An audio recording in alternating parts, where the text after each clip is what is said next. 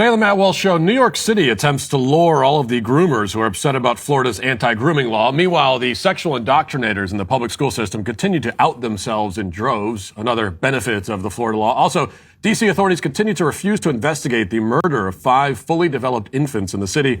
And you heard about corn pop. Now Biden has a story to share about Big Mama. Plus, Oreos go woke. And in our daily cancellation, Madonna has apparently turned into some kind of lizard, but it's better than looking old, she thinks. We'll talk about all that and more today on the Matt Walsh Show.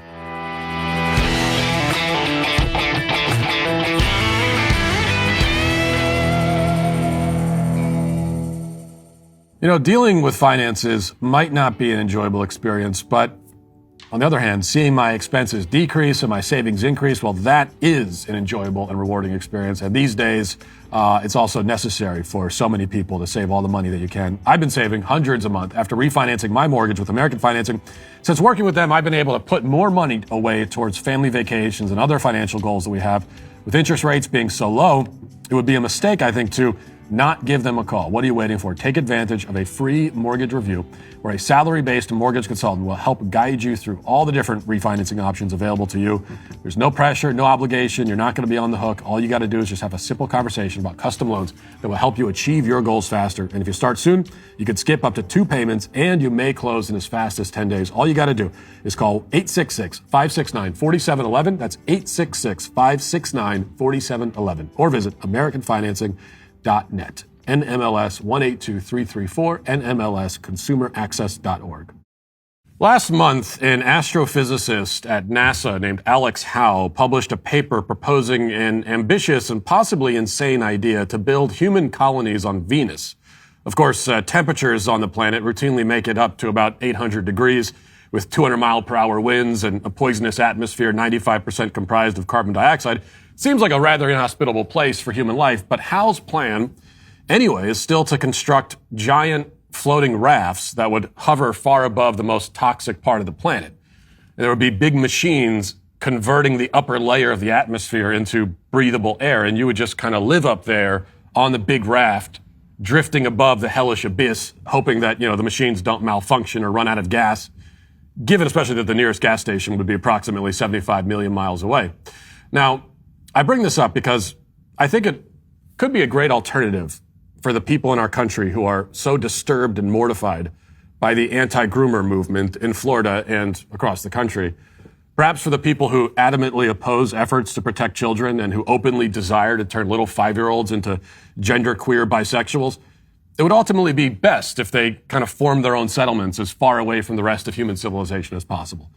Venus is basically hell already, so it seems like an appropriate location. And it's where they're all headed anyway, when it comes down to it. So, we could just cut to the chase and they could hurl themselves directly into the sun. That would be a more than acceptable compromise, I think.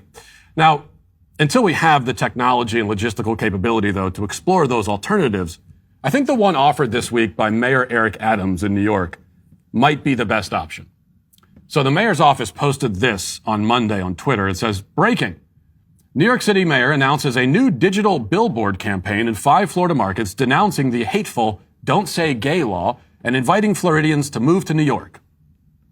And as you can see, the billboard says that it says the word gay over and over again, and it invites groomers to come to the city where you can say whatever you want. Of course, that's not a universal invitation. I mean, not anybody can say whatever they want. For example, they certainly don't want you to come to New York City and say that men can't get pregnant or women don't have penises. They don't want to hear that.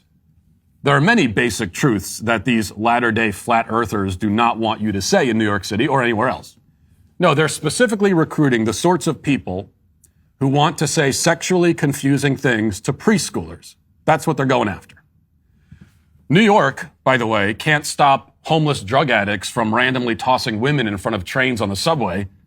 But rather than focus on that problem or all the drugs, all the crime and everything, they're busy running a recruitment drive for pedophiles.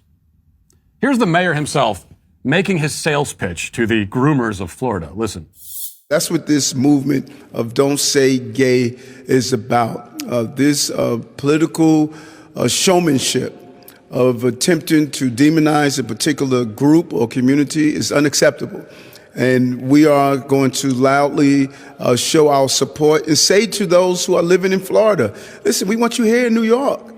We want you right here in New York City. And it's more than just saying that. It's also standing up and aligning ourselves with the men and women of the LGBTQ plus community and stating that we are in unison with you in your right to have self-identification, your right to be, live the lifestyle and live the lives that you choose to live. I love this idea personally. Adam says his appeal is to LGBT people, but that's not the case. The bill in Florida has nothing at all to do with LGBT people at all. It very specifically targets the sexual indoctrination of young children and forbids any school employee, gay or straight or whatever else, from engaging in such activities. So it is those people, those who want to sexually indoctrinate children, who Adams is really trying to entice here. And it sounds great to me. In fact, as a Tennessean, I'd like to personally invite the mayor to launch a similar billboard campaign in my state in order to lure our groomers to New York. I think it's great. The normal people of America are fully on board with any plan to round these people up, consolidate them, and get them all in one place. After all, at this point, New York City really isn't much different from Venus from a sort of quality of life perspective anyway. Now, this is one of the best things, I think, about the legislation. It has had the probably unintended effect of flushing the groomers out into the open. The aftermath of this bill is it's like the sidewalk after a rainstorm. All the worms have slithered out of their holes. You can practically smell them. They're announcing themselves to the world. Like, for example, here's this woman here, a preschool drag king who's very upset about the law. Let's listen to her. So because I've been getting this question a lot lately, I am going to use this space to answer it. And that is, as a preschool teacher, a drag king, and as a member of the LGBTQ community, how do I feel about the new legislations for like the Don't Say Gay bill or the reporting of transgender kids? And while I don't see things like that too much in preschool, my opinion on it is that I don't care what the government tells me to do. I am going to do what I think is best for the health and safety, and that includes mental health and safety and emotional health and safety of my kids. I will never let any child come through my classroom feeling unloved or ashamed for who they are. I don't know what's more concerning, that she's out of breath from simply talking or that she wants to talk to 4-year-olds about their sexuality. On second thought, the latter is definitely the most concerning. The former is her own health issue that I hope she gets checked out. But she, as with many other teachers, has, made herself known. All for the best, I think. Same goes for this guy. He's a 5th grade teacher who's very excited to make this announcement. Listen. I ended up telling my students that I was gay. And how it came up was one of the students was like, my mom thinks that you're gay because of your voice. And I'm like, maybe, maybe not. So they were asking me if I was, because I kind of alluded that I was. So I kind of let them wonder and ponder on it.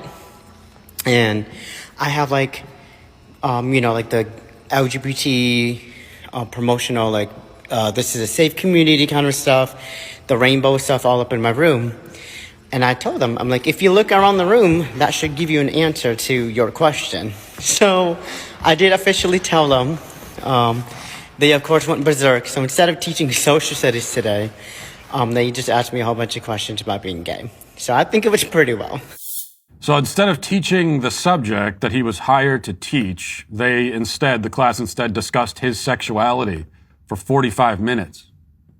Now, he tries to pawn responsibility for this distraction off onto the kids themselves, claiming that one of them asked him about his sexuality. It makes you wonder about the environment in that classroom, that they all felt it appropriate to talk about it in the first place. But even if that's true, the appropriate response from an adult is to remind the student that they're in class to learn about social studies, and conversation should be relegated to that topic, not his personal life.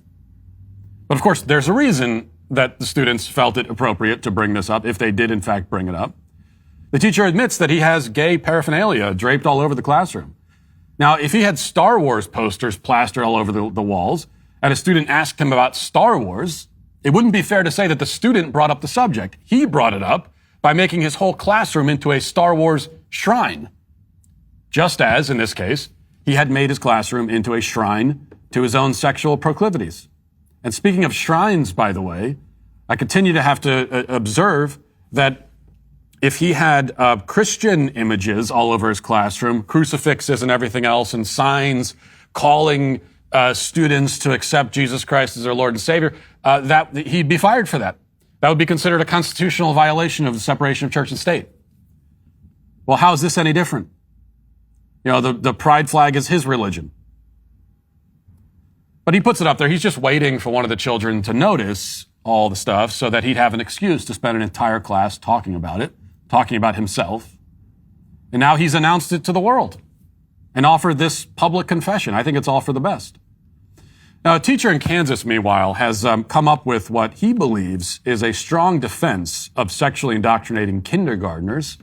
You got to listen to this argument to believe it, although even after you listen to it, you won't believe it. But here it is. Listen. They've been exposed to information. They're ready to learn about it, whether you think they are or not. And the research says that there is no age too young to talk about pretty much anything. If they know about it, they're ready to learn about it, right? So there is no, what we think is always age appropriate. It is if they don't know about it. If they haven't been exposed to it, then yeah, you can give them time to develop. But once they're exposed to it, and social media is going to do it, right? I know some kindergartners in this school with cell phones. Mine had a cell phone. And so they get access to information. They can learn quickly. The world is teaching them faster than probably you are. And so the extent to which we can have conversations with parents around how do we want to approach talking about LGBTQ plus, because there's students as early as kindergarten who are identifying as non-gender conforming, non-binary, that are transgender. And so because they're in our school, they're in our classrooms, then that becomes a responsibility on the adults to say, okay, I have a student who identifies this way. And so it's my responsibility to make sure the classroom is inviting to them. Just like it is to someone who might be Asian, Laotian, Korean, African, whatever the identity is.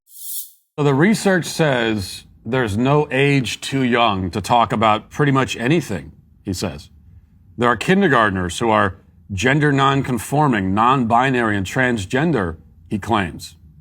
The world has already exposed them to this stuff anyway, he declares. Now, every part of this is false, backwards, contrary to common sense and moral decency. There is no age. I mean, there's no age too young to talk about anything? So a child's brain from birth is capable of processing and understanding anything at all? Okay, well then why aren't we giving calculus lessons in preschool? Why don't we have graphic historical lectures about the Holocaust in kindergarten, complete with photographs from Auschwitz? No age is too young, right? And if children aren't too young for any concept, then why do we have age of consent laws? I mean, consent is mental. It's a psychological thing. It's a psychological assent to engage in a certain activity. That's what consent is. Our current laws assume that children do not have the psychological and mental formation required to give fully informed consent, which they don't. But according to his logic, should we get rid of that too? Well, it's a rhetorical question. No need to answer it. I already know the answer.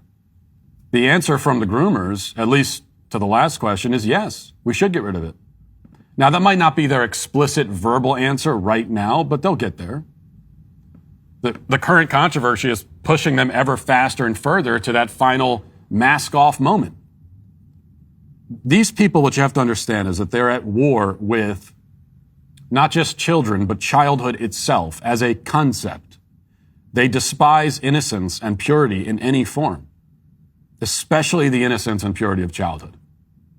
They see it as something that has to be destroyed, consumed, obliterated, and replaced with something else, something that's broken and damaged, as broken and damaged as themselves. Now let's get to our 5 headlines.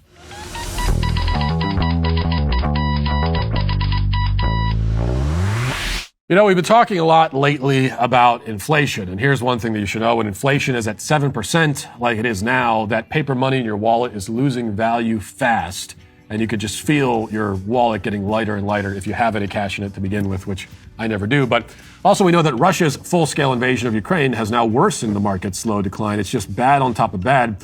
But today, an ounce of gold is worth $1,900. It was worth about $300 an ounce in 2000. I've been telling you for a while now that you can buy gold from Birch Gold. It's your hedge against inflation. But did you know there's another way to hedge against inflation? That is buy silver from Birch Gold. Silver is also considered real money, and historically speaking, it's extremely undervalued right now. It's an industrial metal that's in high demand for everything from electric cars to solar panels. Demand is only going to rise, and some analysts suggest that there's an unusual dislocation in price that may present very real opportunities for silver to rally over the next 2 years. Regardless, silver, like gold, is never going to zero. So call Birch Gold. They're the only company I trust. Don't wait. Start diversifying. Text Walsh to 989898 to get a free info kit on buying gold or silver in a tax-sheltered account. There's no obligation to get this info. Text Walsh to 9898 to get your free info kit now. You notice the contradiction, too, by the way. I mean, there's contradictions all over the place when they get into this stuff about the so-called Don't Say Gay bill, but they also proclaim that on one hand, no one's talking about this stuff in the schools anyway, so it's irrelevant. It's not a conversation that comes up. But then we also hear from that teacher a minute ago. He says that, well, we have gender non-conforming and transgender kindergartners. Now, that simply did not exist prior to 5 years ago. And literally anyone who went to kindergarten up until a few years ago can attest to this. I mean, just try to find one adult today and ask them, did you have any transgenders in your kindergarten class with you? The answer is going to be no, none. And now, according to this teacher, they're all over the place. And I actually believe that. I mean, I believe it's, now, of course, in reality, there are no transgender kindergartners that can't actually exist. But there are many kindergartners who are confused about their gender. And so on one hand, they tell us that, well, we've got all these, quote, trans kindergartners, but on the other hand, we don't talk about it in the class, so this is a non-issue. Well, how did we end up with so many if you don't talk about it? This is precisely how we've ended up in this position where we have all these kids who are confused in the first place, because you are indoctrinating them into it at a young age. And it's this self-perpetuating thing, right? It's a circular kind of logic to it where they say that, well, we don't talk about it, but they've already been exposed, so we might as well talk about it. And then we talk about it, which means that more are exposed, and, well, they've been exposed, so we might as well talk about it. Around and around we go. Now, a little bit more on this. The White House yesterday was asked by the only real reporter in the room at these White House briefings, Peter Doocy, about the bill and whether or not specifically. I think it's a very good question. I'm glad that Peter Doocy asked it. Of course, he wasn't going to get an answer about it, but you have to try anyway. He wants to know, does the White House think that kindergartners should actually be taught about things like transgenderism? And here is the non-response he was given. One about this new law in Florida. At what age does the White House think that students should be taught about sexual orientation and gender identity? Well, I would say, first of all, Peter, we have spoken to the Don't Say Gay bill in the past, I believe is what you're referring to, and made clear that as we look at this law, what we think it's a reflection of is politicians in Florida propagating misinformed, hateful policies that do absolutely nothing to address the real issues. The Department of Education is well positioned and ready to evaluate what to do next, and its implementation, whether its implementation violates federal civil rights law. But I would note that parents across the country are looking to national, state, and district leaders to support our nation's students, to ensure that kids are treated equally in schools, and that is certainly not, this is not a reflection of that. And so just the last one. So if you guys oppose this law that bans classroom instruction about sexual orientation and gender identity in K through 3, does the White House support that kind of classroom instruction before kindergarten? Do you have examples of schools in Florida that are teaching kindergartners about sex education? I'm just asking for the president's Well, opinion. I think that's a relevant question, because I think this is a politically charged, harsh law that is putting parents and LGBTQ plus kids in a very difficult, a heartbreaking circumstance. And so I actually think that's a pretty relevant question.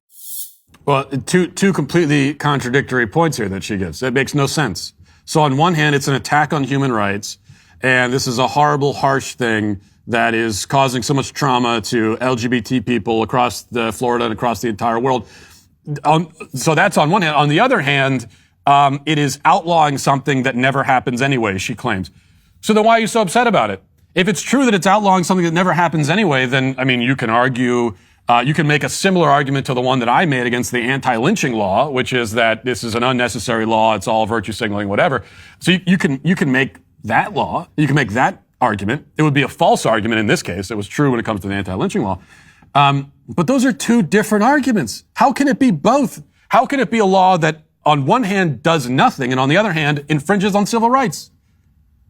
If it's infringing on civil rights, then it must be doing something. And then you have to ask, well, what exactly is it doing? Because all the law does, according to the language, is prohibit classroom instruction on these topics from K through third grade. So in the same breath, in the same answer, she has two different conflicting narratives about this law. And she's hoping that everybody is too stupid to notice. And unfortunately, the fact is that at least half of the country, or almost half, really is too stupid to notice. Or too distracted to notice at any rate. Okay, one other thing before we move on. I gotta play this for you too, just because this is another one of those situations where I was subjected to it, and now I have to spread the misery around because misery loves company. And here is someone who describes themselves as an actor and a comedian. You wouldn't really know from this, but this is a video that went viral of his own musical protest against the bill. Let's all suffer through this together. Gosh, I'd hate to upset your Republican peers, so let me say this soft so no one hears. I've always been Here's an interesting fact. gay. Oops, I said it. I'm gay. You can bet it's a badge that I wear with a fabulous flair, 'cause I'm gay, gay, gay, gay, gay, gay, gay. Yeah, we know, bud. We know. You don't need to. That's one thing I love about so many of these things. That people are coming out shouting, "I'm gay." Is it like, okay, well, no one ever said you can't say that. Also, we know. But thank you for announcing it in any case. All right, here's an update on the story from yesterday. The story we led the show with yesterday, an important story that's being largely ignored, certainly by mass media. Even a lot of conservative media isn't giving this the attention it needs and deserves. But the Daily Wire has the update. The Washington, D.C. medical examiner said that it will not be performing autopsies on bodies of aborted babies that were turned in to police last week. Pro-life activists and medical professionals say that the bodies show signs of illegal and gruesome abortion procedures, and these activists fear that the bodies will be incinerated before proper autopsies can be conducted. Live Action's Director of Government Affairs told the Daily Wire on Monday, quote, "One of the worst injustices would be if the medical examiner and D.C. government dispose or incinerate the bodies of these children before a full autopsy can be completed." He said, quote, "The abortionists do not want autopsies performed because they may indicate violations of federal law. D.C. must preserve these remains until a full, fair, and thorough investigation can be completed." Now, to remind you about the story, this is a pro-life group, I forget the name of it, the Progressive Anti-Abortion Uprising Group.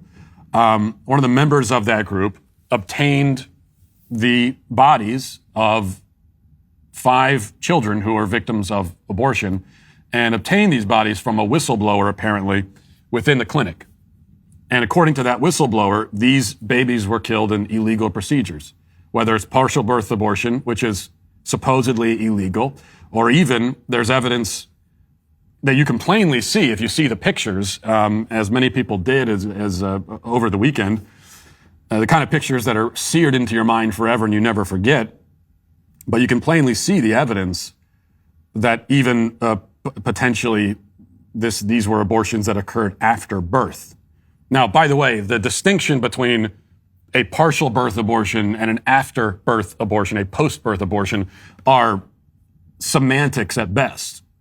Partial birth abortion, the baby is being killed as he emerges from the birth canal. Like part of his body is out of the birth canal, and then his skull is crushed, or something. Basically, a vacuum is stuck into his skull, and his brains are sucked out of his body. I mean, that's how these procedures are carried out. That's the reality of it. So that's partial birth, which was legal in this country for a long time. Now it's supposedly illegal. And then after birth abortion, or post-birth abortion, is infanticide, in other words, is just wait for the baby to fully emerge and then kill him. There's no moral distinction at all between the two. There's no medical distinction or physical distinction either. Certainly no scientific distinction. So there's evidence that this is what happened to these babies.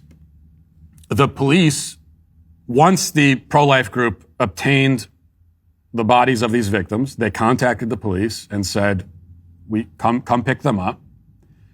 And so far, the police are saying, "We're not going to investigate," which, like we talked about yesterday, whether we're talking about abortion victims or anything else, you're given the bodies of 5 dead people. Wouldn't you want to do an autopsy to figure out how they died? Isn't that the first thing you would do? Well, not according to the police anyway.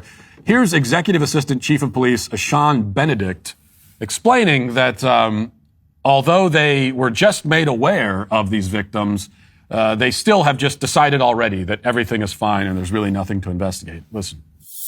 In regards to the house that was found with numerous fetuses today, can you confirm if that is the home of Lauren Handy's, and do you have any idea on how those fetuses got there, and if you all have been working with other authorities across the country? Sure. So there's two different things going on here. Ms. Handy has been indicted on a federal investigation led by the FBI that MPD was not a part of. So that's number one. The second piece is that we were led to that house that you mentioned. We did recover items that were, these are preliminary results. OCME took a look at those items. They have been confirmed as fetuses. What we're seeing now is those fetuses were aborted in accordance with DC law. So we are not investigating this incident along those lines. Doesn't speak anything criminal in nature right now about that, except for how they got into this house. And so we'll continue to look at that. Are you working with authorities in other states with how they got here to the DC area? This is very early on, and I think the FBI's case may touch on interstate, but at this point, we're about a day into this. I don't know if that doesn't make your blood boil. Then you have no soul. He's referring to dead children, dead babies, as items. He says, "Oh, we obtained the items." Well, I ask you, would he ever talk about, the victims of a car crash or a mass shooting? If there's a mass shooting at a mall somewhere, and he's talking about recovering the bodies, would he say, "Oh, yeah, well, we obtained 15 items"? That's how he's talking about these children, because he does not recognize the children as being human beings. He doesn't recognize them as people. And as far as he's concerned, even though you have 5 children who have been brutally killed, for him, the only crime worth investigating is not how they were killed, but how they were discovered. The crime is in the discovering of the crime. Pretty common theme when it comes to the abortion industry. Like we talked about yesterday, it's the same thing with the Center for Medical Progress when they conducted an undercover investigation and revealed that Planned Parenthood was chopping up babies and harvesting their organs and selling them for parts like an old vehicle or something, and the crime there was not that this was happening, it's that the Center for Medical Progress found out about it. So they're the criminals. Talk about shooting the messenger, almost in a literal sort of way. And he's just decided that we're not even going to look into it. All they did, well, they haven't done an autopsy. So this was just sort of the naked eye test. They looked at the bodies and said, no illegal abortion. There is no way to know that. They cannot possibly know it. No, it's quite the opposite. They're afraid that there was something illegal that happened, and that if they do the autopsy, they'll discover it, and they will have to prosecute a a prominent abortionist in the city, which they refuse to do. Because the abortion industry is basically a quasi-governmental agency at this point. It is protected by the government and funded by the government as if it is the government, as if it's part of the government. And the only hazard in this conversation, and we should be calling, this is something, I mean, all conservatives, I don't care if you're conservative, just if you're a decent person, you should be demanding that this is at least investigated. There's no reason why you wouldn't do an autopsy. What, you just don't feel like it? You got better things to do? You don't have time? The only reason to do it is that you are blatantly trying to cover up a crime. And every decent person should be demanding that that doesn't happen.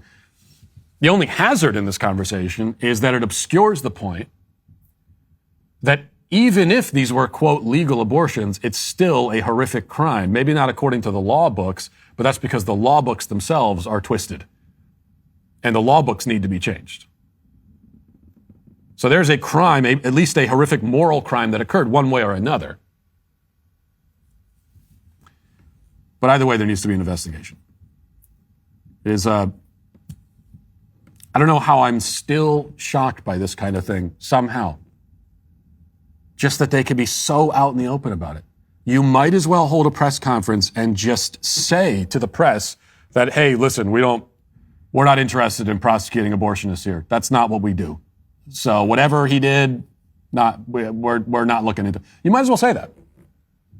They have all but said that. All right, let's move to this. I don't even know how to set this up exactly, but so I won't. Let's just listen to the latest from Joe Biden.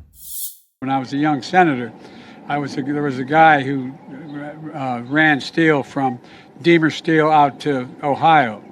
And so I decided to ride out with him, see what it was like on the strike. And I was driving, going through Shiloh, Ohio, and his handle was Big 10. And remember, everybody, all the truck stops were being blockaded at the time during the strike.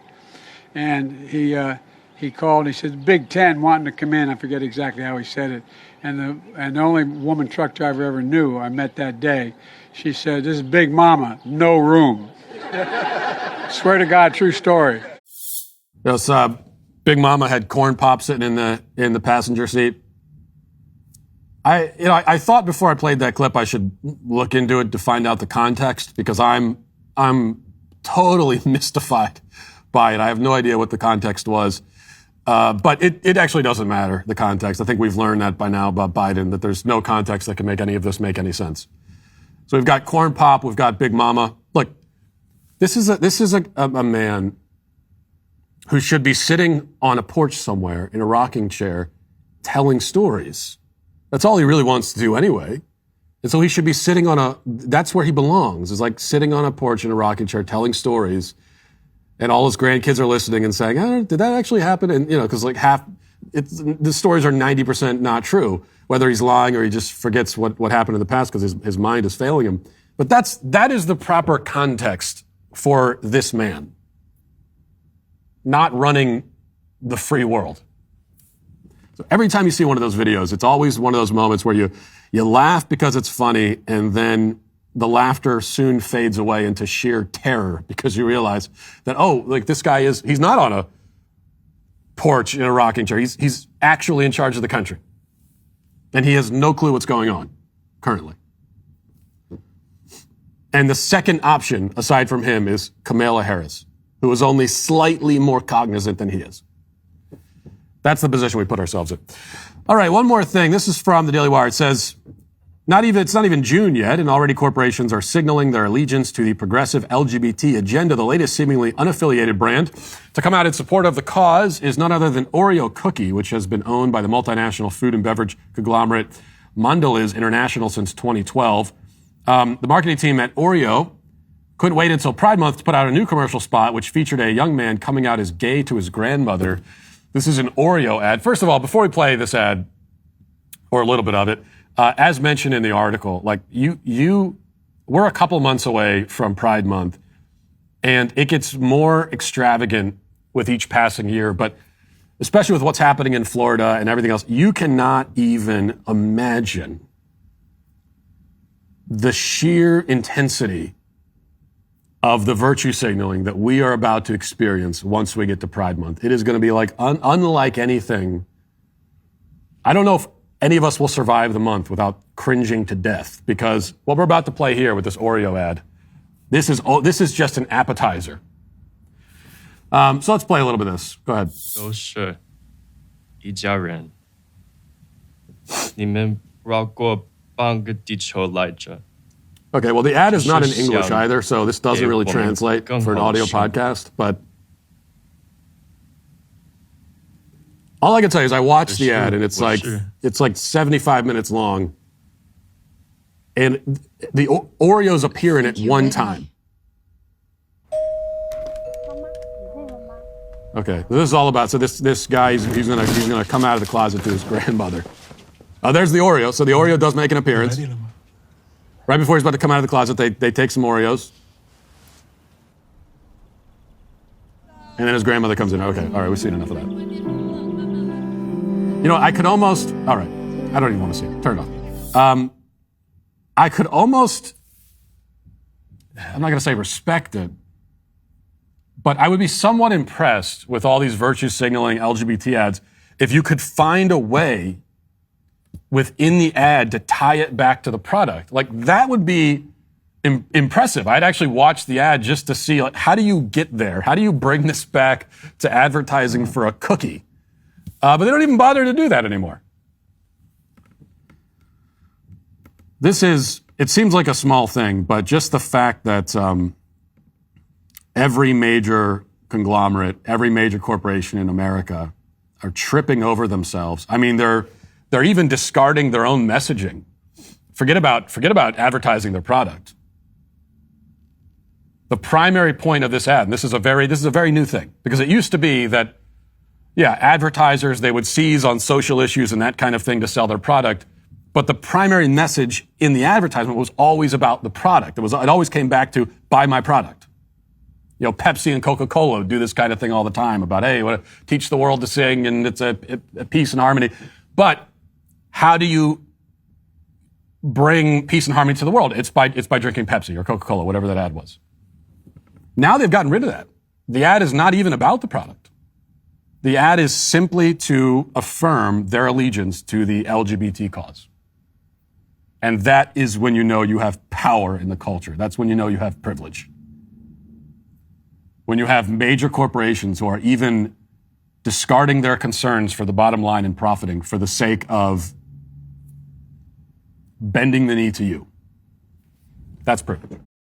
Well, if you've been listening to my show for a while, you know that I've been an activist against the lazy grocery shoppers who don't put their grocery carts away. I have some unfortunate news. The grocery carts attacked me in my own car.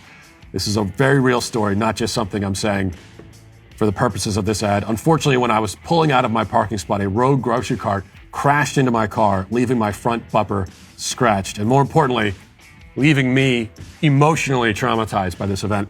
There are two lessons we can take away from this. One, don't be lazy and put your shopping carts away so I don't have to suffer. And two, you can solve an issue like mine quickly and without breaking the bank by just visiting rockauto.com. They have touch-up paint and pens that are as easy to use as a magic marker. Rockauto.com is an online family-owned business that sells all the auto parts you could ever possibly need that are specific to your own vehicle. Their prices are shockingly reasonable, and their shopping is quick, and also their shipping is quick. So no matter what it happens to be going on with your car, you can trust Rock Auto to get what you need fast. Rock Auto has a very user-friendly website, and they can make it very easy for you to pick the right parts for your car. You'll see photos, specs, and even installation tips, so you can feel confident that you're choosing the correct parts for your vehicle. So what are you waiting for? Go to rockauto.com for your auto parts needs today, and write Walsh in their How Did You Hear About Us box, so they know that I'm the one that sent you. That's rockauto.com to shop for your auto parts today. Okay, let's get to the comment section. Do you know their name? They're the Sweet Baby Gang. All right. Braden says, Matt, you said you would quit if the Daily Wire bought the rights to VeggieTales. I laughed so hard when DW announced that they hired the VeggieTales guys to make children's content for you. Now, this is the claim that Braden made, is that I had previously announced that if we bought VeggieTales, I would quit and resign from the Daily Wire. I don't remember that exactly, but I think we have the clip. Let's go back and just do a fact check on this. Major Tom Fisher says, was thinking about the question about Daily Wire's future movies, and now I really want to see DW buy Big Idea back from DreamWorks and finally bring back VeggieTales, bringing it back to its home in Tennessee, too. I can tell you right now, if Daily Wire buys VeggieTales, I quit. I want no part of that. All right, so you see there, technically, I did say that if we, yes, it's great if we get into children's entertainment, but if we purchase VeggieTales, then I'll resign from the Daily Wire. But technically, we did not purchase VeggieTales. What we did is we hired the guys who wrote VeggieTales. So that's the distinction, and I think it's an important distinction. And it's nothing against VeggieTales itself. Let me clarify something here, okay? It's not a problem with VeggieTales. It's just that you have to understand, as a Christian child of the 90s, the VeggieTales were inescapable. So everywhere you went, you were haunted by cucumbers and broccoli singing to you about Jesus Christ. And so after a while, it just kind of, you can never look at salads the same way again, and it has this effect on you. And so that's what, I'm traumatized by that. That's the way I'm justifying it anyway. You're not getting rid of me so easily. Janelle Camp says, you're right, Matt. A friend told me last week that he found out they've put a litter box in the girls' restroom at the local public school. This is happening in a small town in Illinois because one of the kids identifies as a cat. I can't imagine who cleans it. The student, so insane. Yes, you might hear this and this is just someone, this is a YouTube comment. This can't really be happening. This is 100% happening. In fact, there are libs of TikTok on Twitter just recently had an image of this, like an actual litter box in a public school restroom for students who identify as cats. This is really happening. That is a thing that is happening in our schools now. That is how broken the schools are. That is how deep the intentionally cultivated and fostered identity crisis has become for kids. Let's see, what else do we got? Jay Lynn says, when Matt said that McDonald's fries are the worst, I out loud gasped and said, Matthew. Well, I mean, they are. Like I said, it used to be that I'd put them in the top 5, but recently there's no effort that goes into it anymore with McDonald's, with their product, with their service, anything. They just, you sit in line at the drive-thru, and even if there's just 2 cars in front of you, you're going to be in line for 45 minutes. And then you pull up and they just throw the food at you. And it's like they didn't even bother to cook it half the time. No effort, 0 effort. Arby's, on the other hand, they put real effort into their product, and especially into their French fries. Let's see.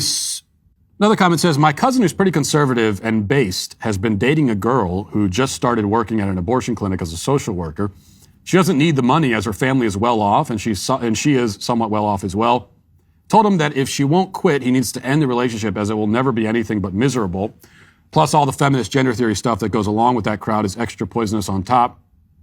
His girlfriend actually is pretty cool and a kind person for the most part, but seems like the new job is a deal breaker. Was I too harsh or forward with him? Separate from not biting my tongue, could I be incorrect in my take on things? No, not at all. Especially in a dating relationship.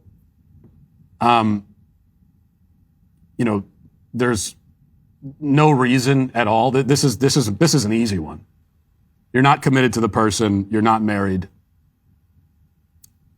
They're advertising ahead of time. This is an important point too. Even leaving aside the fact that she's working at an abortion clinic, that's obvious. You're working at an abortion clinic.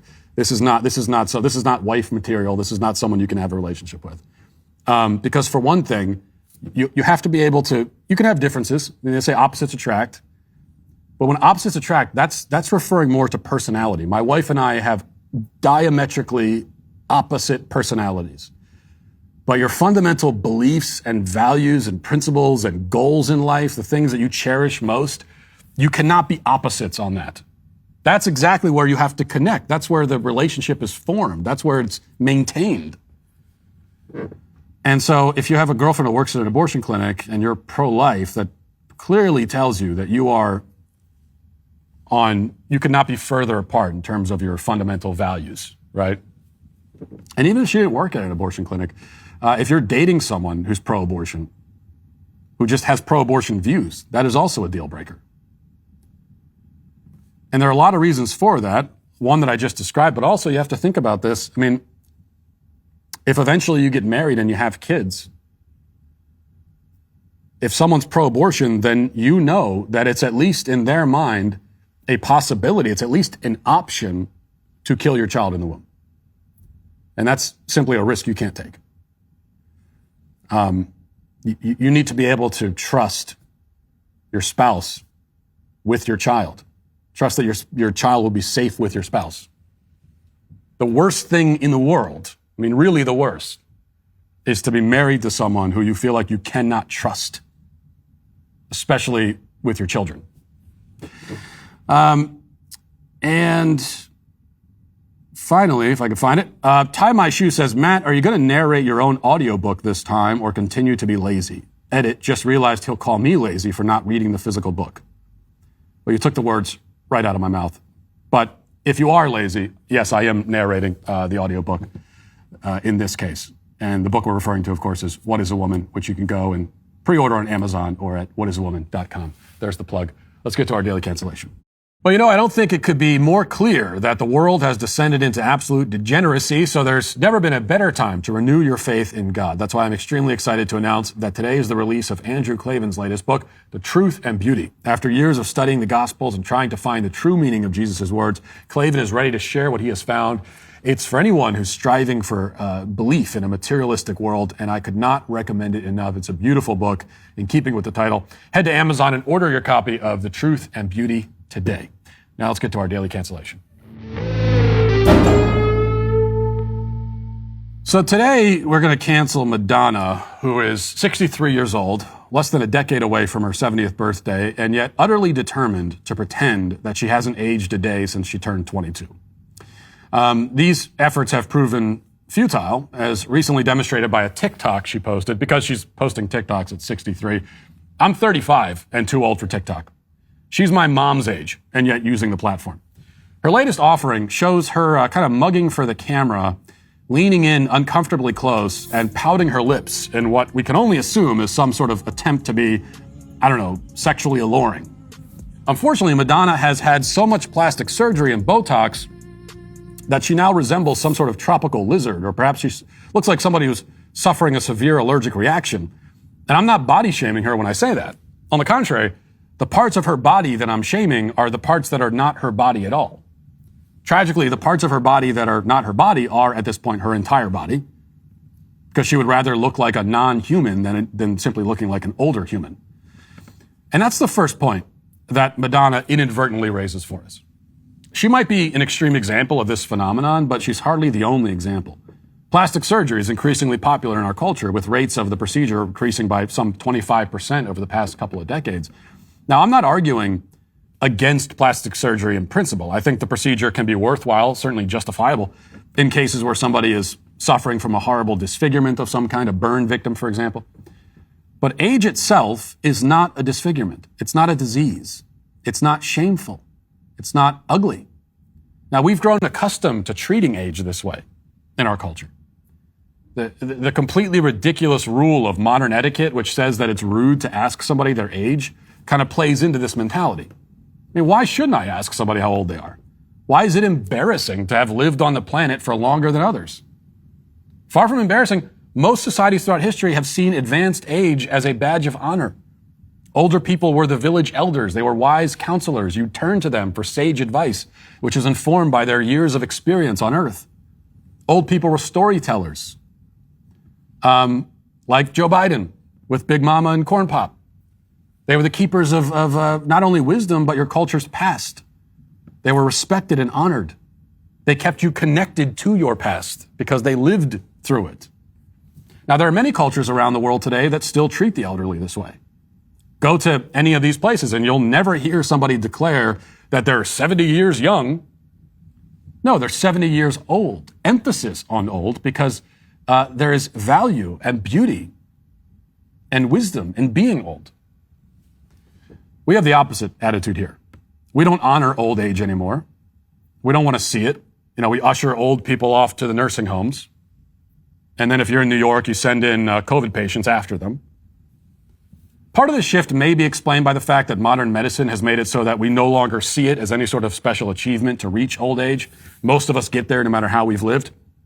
But I think more than that, we are shallow and superficial. And so we value the most frivolous aspects of youth more than we value the deepest benefits of old age. Adding to the trouble, we also hate everything that is old. This includes art, music, architecture, human beings themselves, because our culture is at war with its own past and has determined that everything and everyone who existed prior to 30 years ago was an ignorant, racist savage. But perhaps most saliently of all, I think we fear our own mortality, and old age is a reminder of mortality, as the old are perceived as being closer to death than the young. Now, this is a false perception because the veil separating us from this life and the next is thin and fragile for everyone, and death follows us all around everywhere, whether we like it or not. But this is how we see it. And so we treat old age like a curse, a shame, something to be hidden. We don't want to look at it. Many older people themselves have adopted this attitude. In fact, people in Madonna's generation helped to foster this attitude in our culture to begin with. And so she not only carves up her own body, trying to tear away the old flesh like there's a younger version of herself hiding underneath it, but she also conducts herself and acts like she's a teenage TikToker instead of a grandmother. The results are bizarre and often quite unsightly and pathetic, which is why I implore older people, I beseech them with this. If you're old, just be old. Look old. You aren't going to fool anybody. And why should you try? Just be who you are. Be what you are. There is dignity in that. There is no dignity in whatever the hell Madonna has become. And that's why she is today, finally, canceled. And we'll leave it there for today. Thanks for watching. Thanks for listening. Have a great day. Godspeed.